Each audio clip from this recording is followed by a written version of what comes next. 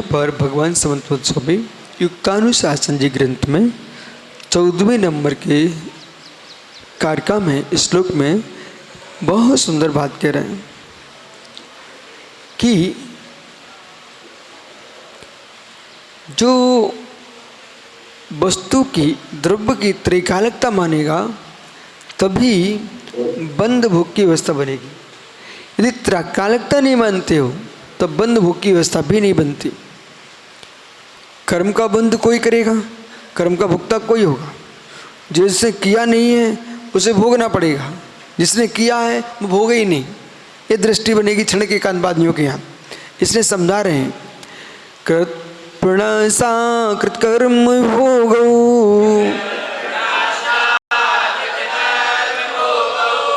शताम संचेतति कर्म च स्यात् आकस्मे कर्ते प्रलय स्वभावे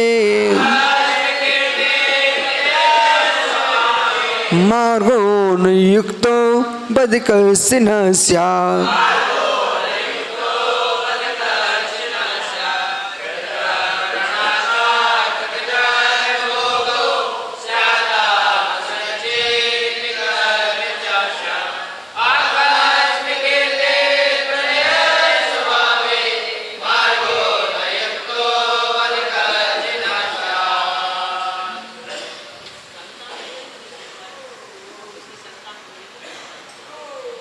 संतान वहीं होती जहाँ संतान ही होता है। जब संतान ही नहीं है तो संतान किसकी? द्रव्य नहीं है तो संतान किसकी?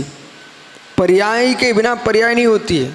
इसलिए यदि आप इन्हीं ग्रंथों को ना भी पढ़ो, न्याय के कुंद कुंद को पढ़ रहे हो और तुम्हारी दृष्टि प्रचंड है तो आप इन न्याय ग्रंथों की व्याख्या कर दोगे, लेकिन तब भी पढ़ना पड़ेगा। कैसे कर पाएंगे? विषय क्या है? जैसे यही मैं आपको गाथा देता हूँ कुंद कुंद स्वामी की, आपके प्रश्न पर। ये उन्होंने जो गाथा लिखी है पज्ज विजम दब्बम दब्बजम पज्ज नत्थी दोनों अन्य भूदा भावा समणा परोमेंती, ये गाथा क्यों लिखी? इसलिए लिखी है आप संतान संतानी पर्याय संतानी है, संतान है तो पर्याय संतान तो किस में होगी? संतानी में होगी। अब वो लगाना आना चाहिए, मस्तिष्क इतना प्रचंड होना चाहिए, संतानी में होगी। तो पज्जम दब्बम नत्थी, पर्याय से रहित द्रव्य नहीं है और द्रव्य से रहित पर्याय नहीं है। संतान से रहित संतानी नहीं है, संतान से रहित संतान नहीं है। संतान यानी पर्याय, वो संतानी यानी द्रव्य। अलग अलग धर्म के अपने अपने शब्द हैं, ठीक है। वासना यानी लगार, संस्कार, वासना वासना वासना। जैसे कि दूध रखा था शाम का, उसको तुमने बर्तन से निकाल दिया, उसी बर्तन में नया दूध रख दिया भाई अध्यक्ष के पुत्र ने, वो दूध फट गया। क्यों फटा? वासना थी, वासना थी, लगार थी। इधर देखो मात्र काम वासना ही वासना नहीं होती है, रसना की वासना होती है, पांचों इंद्रियों की वासना होती है। आपने उपवास लिया तो सुबह से 10 बजे तक उसे असर नहीं पड़ा। जैसे 10 बजे तो भूख लगने लगी, वासना काल आ गया और 10 बजे निकल गया तो आहार का समय निकल गया, फिर सामान्य हो गए। ऐसा नहीं होता? सुन ना, वो वासना काल था, वो निकल गया तो वो काल निकाल देना चाहिए। इसलिए आगम कहता अंतर्मुख टाल दो। जहाँ पर स्त्री विराजमान है तो पुरुष के लिए, ब्रह्मचारी के लिए वहाँ 48 मिनट टाल देना चाहिए। वासना स्थान है।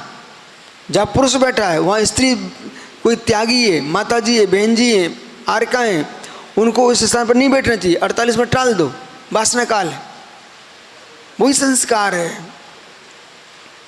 और बोलो, तुम जिस कक्ष में बैठे हो मुनिराज ने बहुत साधना की है, वो आप बिहार भी कर जाओ, अचानक उस कमरे में कोई श्रावक पहुँचे, उसको समझ में आया कोई यहाँ पर त्यागी रह चुका है।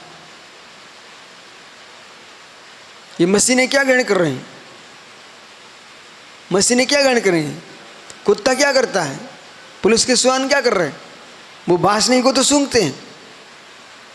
संस्कार, गंध। चोरी की पता कैसे करते हैं? श्वान क्या कर रहे हैं? सूंघते ना, उनको वो वासना की गंध आती है।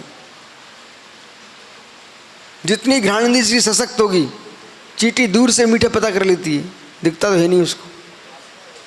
ऐसे ही बस आम खट्टा की मीठा मुख में नहीं रखा, लेकिन वासना नाक से तुम पता कर लेती हो।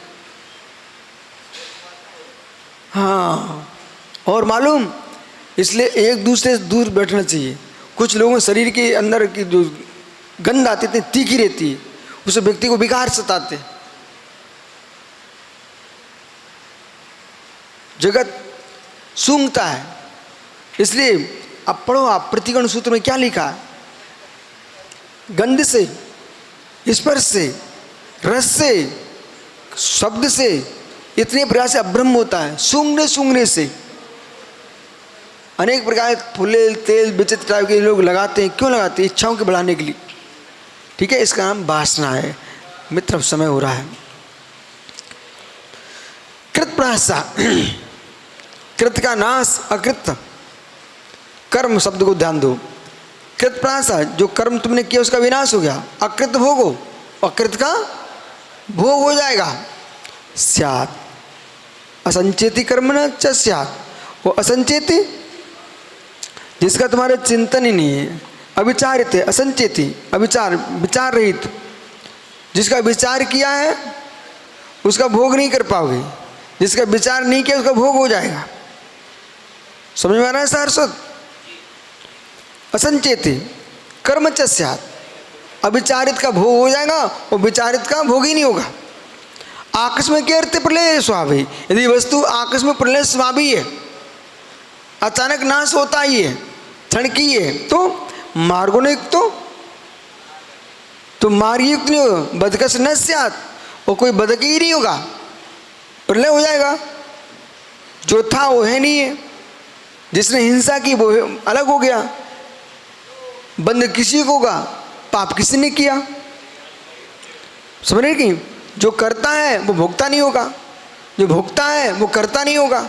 इस प्रकार से हे सुगतवादियों, तुम्हारी कोई बात सम्यक नहीं है। इसलिए पढ़ना चाहिए सब अच्छे से।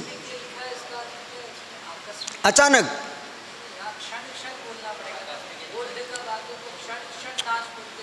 हाँ, वही तो आकस्मिक है ना। क्षण क्षण में, क्षण मात्र में नाश हो गया, आकस्मिक, कोई वस्तु बची नहीं। अरे आकस्मिक है, मैं हूं, एक आयु पूर्व तक रहूंगा ना, आकस्मिक मरण नहीं है हमारा। लेकिन द्वितीय क्षण मरण नहीं कर दिया तुमने, तो आकस्मिक मरण हो गया। इसलिए आपके यहाँ कुछ भी घटित आकस्मिक प्रलय हुआ, आकस्मिक हुआ, उसके लिए बद का विचार न रखने वाले किसी कोई दूसरे उचित अपनी अपराधी नहीं ठहरेगा। वो तो आकस्मिक हो गया, कोई ने मारा ही नहीं है तो कोई अपराधी नहीं है। अरे मित्र, जो उसमें लिख दिया है वही मत मानो। आकस्मिक क्षण क्षणवादी है ना वो, तो क्षण क्या है? प्रतिक्षण नाश हो रहा ना, तो कैसे हो रहा है? आकस्मिक। नमो रिंता नमो शुद्धा नमो हिरणोत्सव साहड़म। चलो भैया।